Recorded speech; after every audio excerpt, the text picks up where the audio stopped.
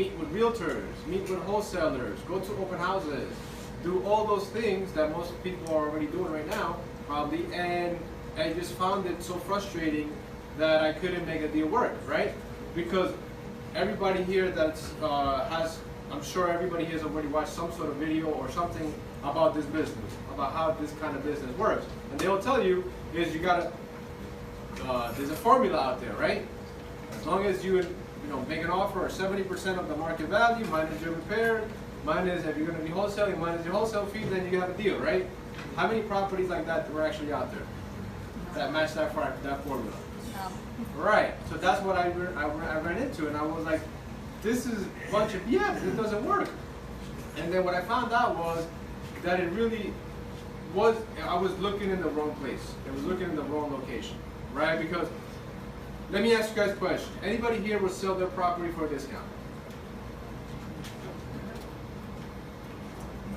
No, right? No. He said yes, I he want said to know yes. why. We're going to talk. I want to know why. Why would you sell your property for a discount? Well, if it's not profiting me, like if it's going down, It's a burden. yeah, It's a financial burden, right? Not only it become financial, but a personal burden, right? Then you want to move on. See, I wasn't concentrating on finding people like that. I was concentrating on finding people that wanted to sell for the most money, right? And when you are concentrating on finding or talking with those people, you're just spinning your wheels because you're not having the right conversations, right? But if you speak to Brian, right, Brian? And listen, Brian, you want to sell, you need to sell, you don't want to sell, but you need to sell, right? Now you have a different conversation. And those people are the ones that are going to trade their equity for peace of mind. And they're going to move on. And normally is the people that have properties that are in need of repairs, right? That are in bad situations, just like them, right? So the properties need to be, they don't need to be, most properties that we buy are in a situation where you need to have a renovation involved in it. Because those are the people that are looking to sell, that need to sell those properties. So that was the first mistake that I made on doing that, right?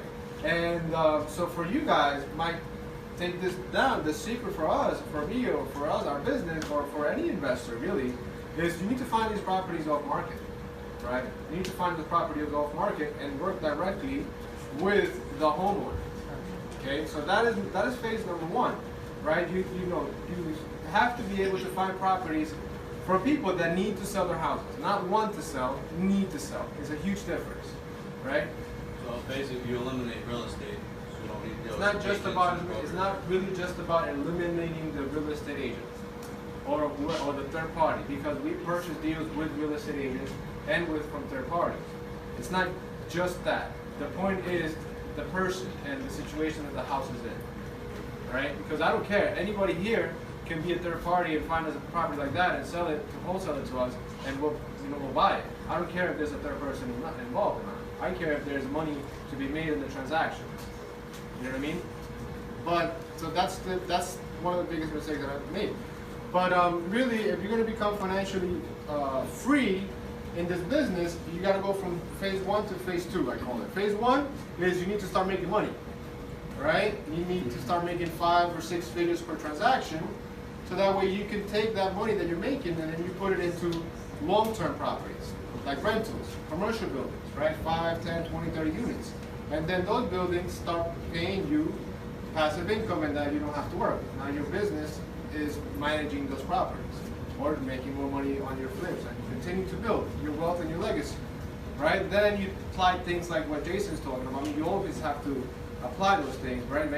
Maximizing your taxes, deductions, your wealth, your legacy plan, all those different things, right?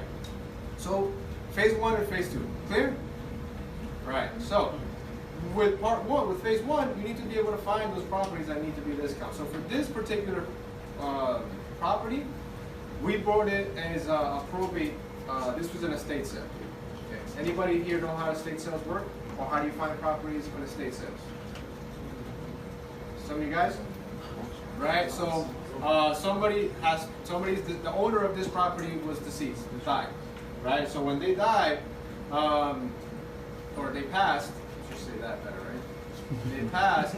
They either somebody had a will, either they had a will or they did not have a will. But somebody had to take care of their affairs after they passed. And either the administrator or the heirs are the ones that are going to handle their affairs. So in the particular situation with the house